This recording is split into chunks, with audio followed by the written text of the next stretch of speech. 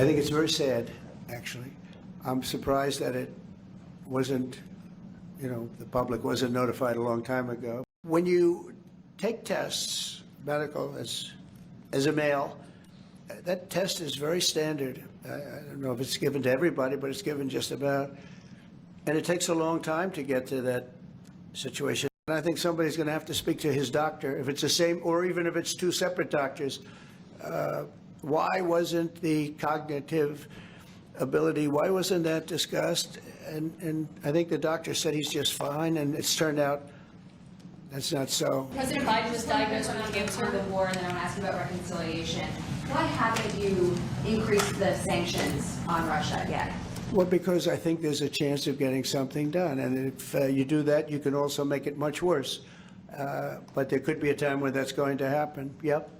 Mr. President, President Biden, Who's going to say with the ratings downgrade from... do you want to respond to President Biden being diagnosed with cancer? Are you going to call your predecessor? I think it's very sad, actually. I'm surprised that it wasn't, the public wasn't notified a long time ago, because to get to stage 9, that's a long time.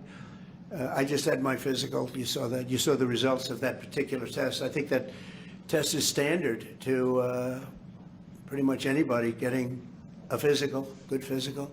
We had the doctors at the White House and over at Walter Reed, which is a fantastic hospital, do it. I did a very complete physical, including cognitive tests. I'm proud to announce I aced it. Got them all. I got them all right. You proud of me? Yes. Your husband would be proud of me for getting them all right. It's a little risk. If I didn't get them all right, these people would be after me. It would be not a good situation. But I think, frankly, anybody running for president should take a cognitive test. They say it's unconstitutional, but I would say in that particular case, having a cognitive test wouldn't be so bad. But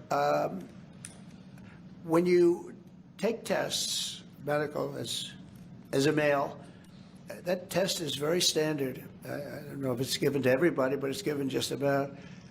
And it takes a long time to get to that situation. Now, I think, to get to a stage 9, I think that if you take a look, it's the same doctor that said that Joe was cognitively fine. There was nothing wrong with him. Well, he said, if it's the same doctor, he said there was nothing wrong there, and that's being proven to be a sad situation.